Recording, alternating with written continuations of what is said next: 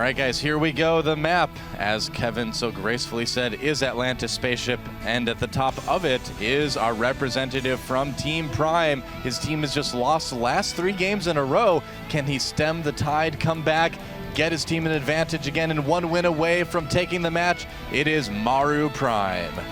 And in the lower left part of the map, in the red, from TeamLiquid.net, winning 3 games in a row already in this match, playing so well. Can he give them the lead for the first time as well? It is Liquid TaeJa. That's right. So here we go, guys. You know, TaeJa been on a roll. I mean, we mentioned Anyang at the beginning. Let's not discount him. He won 3 games for Prime. Things were looking a little bit bleak for Liquid. They had already gone through Zedio and HeyPro and Hero as well. So all the players that have O at the end of their name. All the O players. Realized, yeah. TaeJa O.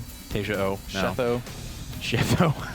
Tiela O. I don't know. Well, hey, gas rush for Maru.Prime now, but I didn't want to take anything away. I mean, if TaeJa wins this game, he's just a game away from all-killing Prime. I mean, that is staggering to think about. No kidding, man. Well, I mean, it wouldn't be the first all-kill for Team Liquid that we've seen in Team Arena Challenge in the past. We saw one from Zenio already this season. We saw one from Sheth, I believe it was, last season.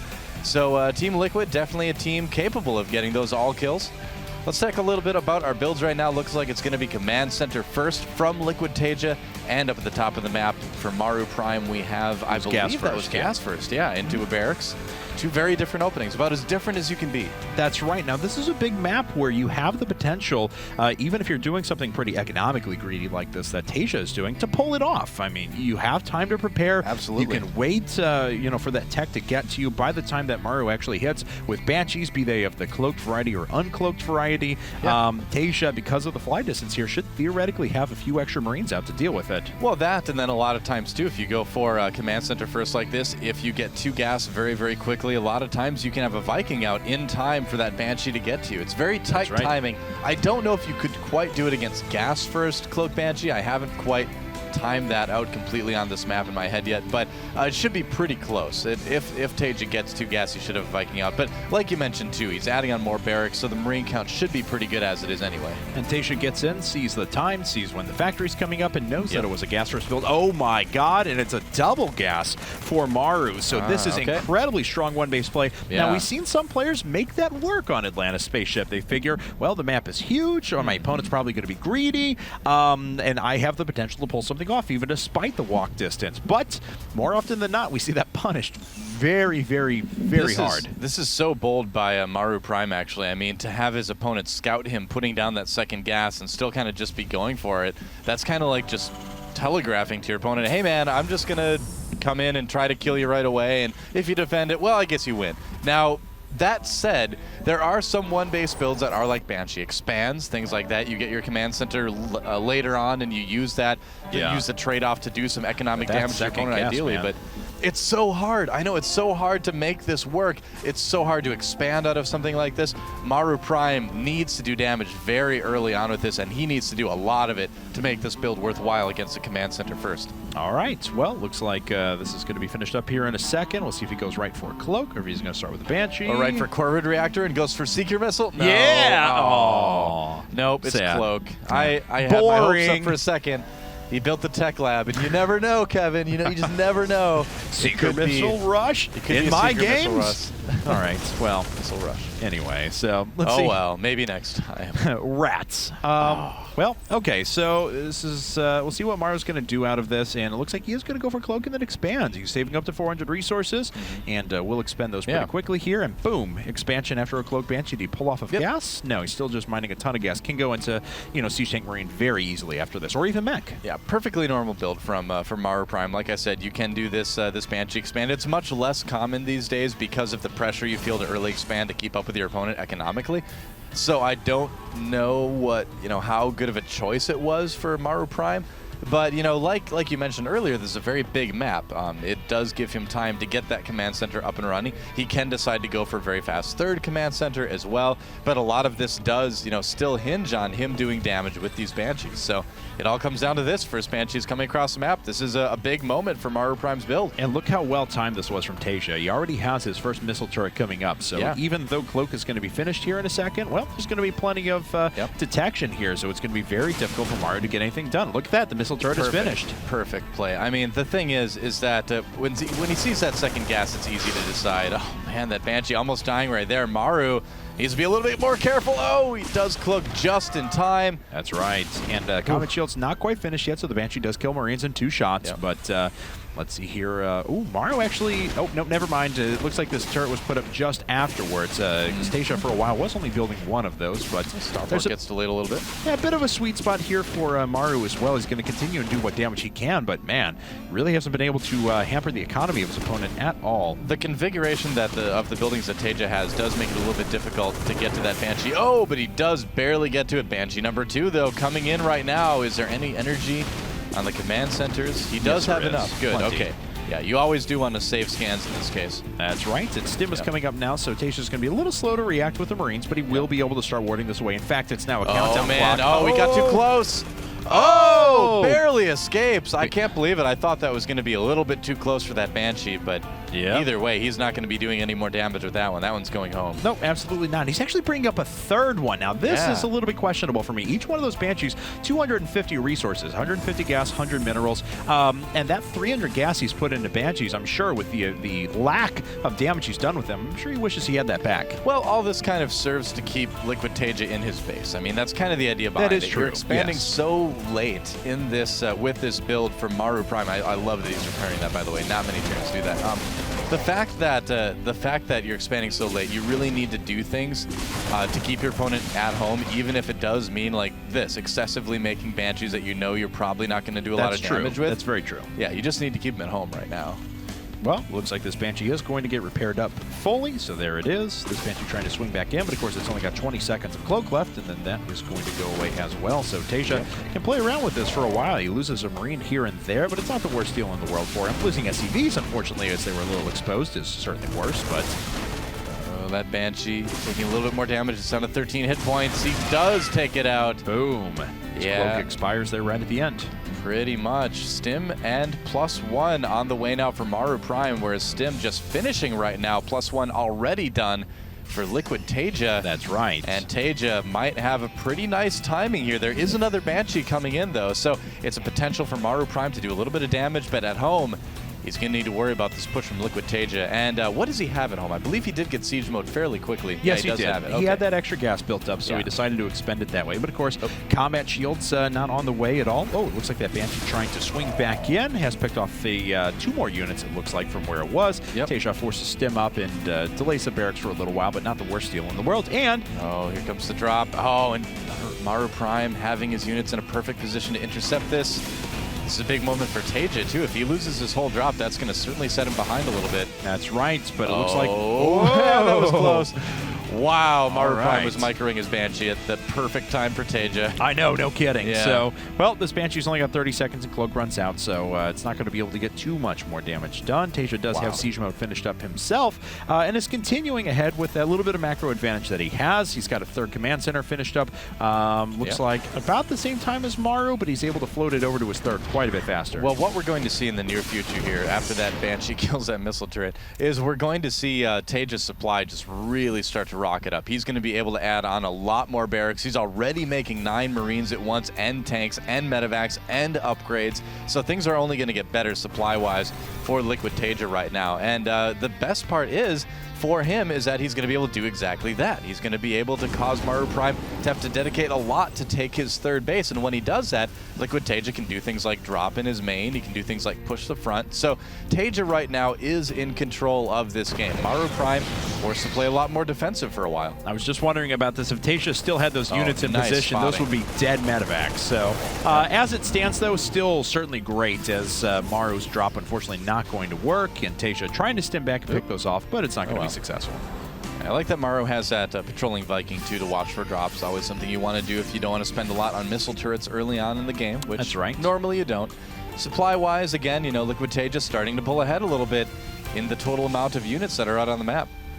And as we can see, it's 56 Marines to 40 at the moment. 3 tanks to 5, disadvantage for TaeJa there, but he does have more medevacs at the moment. Yeah.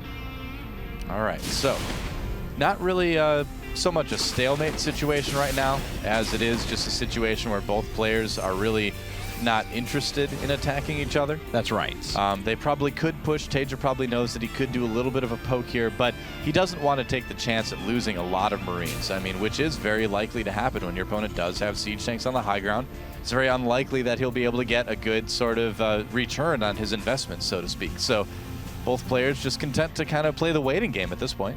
We were talking about the upgrade advantage before as well. As we can see, +2 weapons is just finishing up now for TaeJa, quite a bit ahead of Maru. Maru was able to catch up and start double engineering bang, though, so his armor's not going to be too much later. But, of course, look at the disparity in time between his weapon upgrades for his mech units. I mean, TaeJa is just miles ahead in that regard. And another thing TaeJa has really going for him at the moment is this incredible map control. He's got Marines everywhere. He'll be able to pick up on any sort of drop that tries to make its way through the map.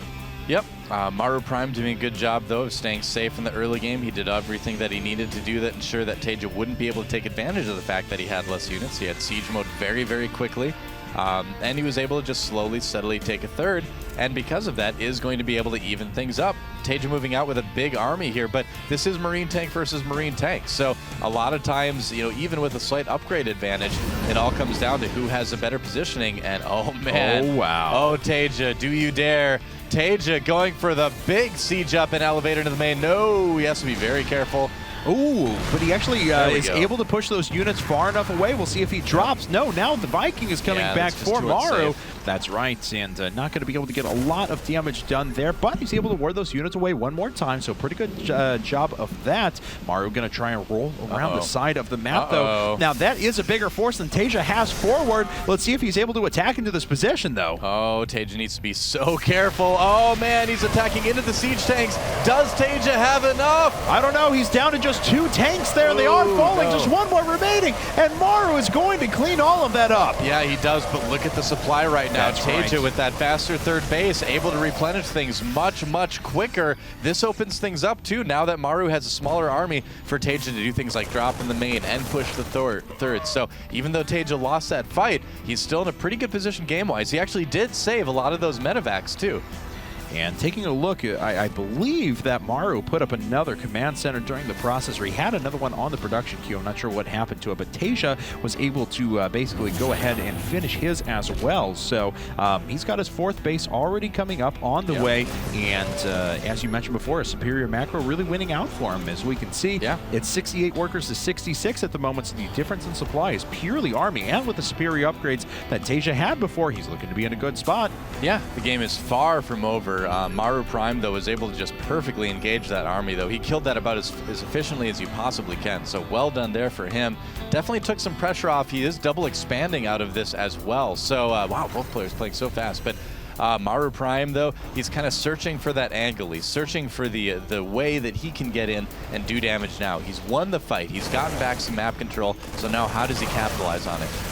I'm not sure, but TaeJa may force an engagement right here. Maru is looking to be a little bit aggressive. Nice job picking off 1 Viking there. Doesn't lose too many Marines either. Just 1 to that siege tank as it got a little bit too close there. Oh, tank's moving up right now. Nice scan from TaeJa. Thinking about moving in, and he's going to do it. Oh, he changes his mind. Whoa! Oh, man. That was a ton of Marines lost there. Those tanks just racking up the kills. 5 kills, 7 kills, 3 kills, 5 kills, 3 kills. Man. Uh-oh. Well, this push may do a little bit of damage, too, supply-wise. TaeJa's still keeping up there, but this could be a bit of a problem. And is he going to try and wrest control of the air? He is in a kind of a weird way there, and it looks like TaeJa going to be able to stabilize back at home. Maybe able to take out the sensor tower, which is kind of a nice little benefit for him. Yeah, but a big task force of Marines heading around the right. Yep, that's right. Oh, but TaeJa already has someone home with a medevac, so it looks like that probably will be enough. Yeah, we'll see here now, though. Oh, no, TaeJa now with enough DPS to be able to take those out. It looks like he's a little more worried about moving his tanks forward up at the front, but he unfortunately loses quite a bit. But supplies have equalized once again for these 2 players. They have. TaeJa, though, under pressure at his 3rd base, finally sending some units back to handle that, but he may need to vacate his 4th base location. And right now, Maru.Prime is getting his 4th up and running and has a 5th command center as well to float off to another location soon afterwards. So things still very, very tense for both players right now. Such a back and forth TVT with Maru.Prime on the offensive right now. Oh, but maybe a mistake in sieging. That's, oh man, he loses 3 of his tanks right away up at the front. He's only got, looks like 7 more at the back. So TaeJa going to be able to start equalizing in that regard. Looks like Maru trying to roll up with a few more tanks at the moment, but TaeJa has a quite significant lead in terms of overall Marine count. Yeah, for sure he does. I mean, he does also have a pretty decent amount of upgrades as well. He's actually getting +3 for his vehicle weapons right now. Those tanks are going to do so much damage, continuing to keep that supply very equal too. So this is just classic TVT Marine tank right now. Just tank lines versus tank lines. Both players waiting for the other one to make a little bit of a mistake, trying to keep that air advantage. Oh, close one, but he does manage to save his Viking. And Maru now with Planetary Fortress over at his 4th, but does have yet another orbital command finished up for him as well, so we can start sacrificing a little bit of supply, moving over to a few more Marines whenever he gets to that point. He is sitting on 66 workers, which is a pretty good number for this stage of the game, if I'm honest. TaeJa, of course, with 3 Harvesters on that rich Vespian Geyser, which is kind of cool. You do need 4 to fully saturate that, though. Oh, and it looks like Maru going to start picking away a few of these units here. Yeah, there's a siege up going after that rich Vespian gas. Oh, but TaeJa coming in from the bottom. And he picks off a couple of the tanks originally with the tanks that he was sitting on the high ground. Didn't have to sacrifice too many of his Marines either and force Maru back for the moment at least. Overall tank count is now in favor of TaeJa for the first time basically this entire game. Yep, that's right. And then still with that big Marine lead too. I mean, really taking advantage of having those bases a little bit quicker than his opponent. And Maru now, let's see, down by 16 workers. What are upgrades at? Looks like he's finished 3-3. TaeJa also at 3-3, so both players pretty even in that regard. But TaeJa is a full upgrade ahead in his mech upgrades. What was that tank doing there? Not really sure. It's like, haha, I sneaked in. I've got you, except I'm dead. You're cornered, tank. All right, so TaeJa actually making a 2-pronged attack here. Looks like he wants to push up towards that 3rd base lane and also push up towards the natural at the same time. And will his opponent pick up on it? That's kind of the big question right now. Looks like he does. He wants to take that central location and sort of watch both paths. Well, one Marine is going to take about forever to take down this orbital command. He dies, or he'll die. Oh, he puts a building on top of him after he dies. That's rude. Yeah, no kidding. Isn't that invoke like Poltergeist? Well, yeah, I think that command center is going to be haunted now. Oh, here we go. TaeJa moving in, getting more tank kills. Oh. And that may be enough right there to really push that advantage. That was huge. That was a huge loss for Maru. But fortunately for him, he has 3 factories that are actually running siege tank production at the moment. Yeah, that's a second stim out of TaeJa. A lot of his units were pretty low in health there, but he is going to be able to heal those up pretty quickly. Maru trying to run around the side, though. As we can see, TaeJa just on 4 base, but his 4th base is not saturated at the moment. Maru actually with a more well-developed economy, despite the fact that he does have a significantly smaller bank of resources available. You know, TaeJa is, or I gotta say, Maru is doing a good job of keeping up as well. I mean, he is making 3 siege tanks at once right now, so he is keeping up in that tank count. TaeJa with such a big bank, though. I mean, if he can, I don't know, oh, well, he's like, here, have some Marines. Well, he does kill the Viking, so that's okay. Yeah, but loses a tank in his place as well, and it looks like TaeJa, oh wow, is this going to be a strike force? Looks like it might be. This is a really good idea. One Marine is already hanging out though, so we'll see if it pulls Maru's forces out of position. Yeah, it will. That's totally the intention here. I mean, it's a two kind of it's got 2 points to it. One is to do that, where if Maru.Prime scouts it, now he's going to need to pull back from the middle, giving TaeJa a little bit more map control, and if Maru doesn't respond, he's going for it. He's just going to run right into this tank line. TaeJa with a pretty well-developed tank line, but there are so many units there for Maru, he is actually able to run through this. Does TaeJa have a secondary tank line? I don't know if he does, but he is taking out a couple of bases for his own self. Yeah, trading a 3rd for a 5th base, it looks like potentially here. TaeJa needs to get those medevacs away. Okay, there he does start to run. He's going to lose a few more of those. He does still have a nice supply advantage, and overall is still doing pretty good on bases, but oh, the tank fight.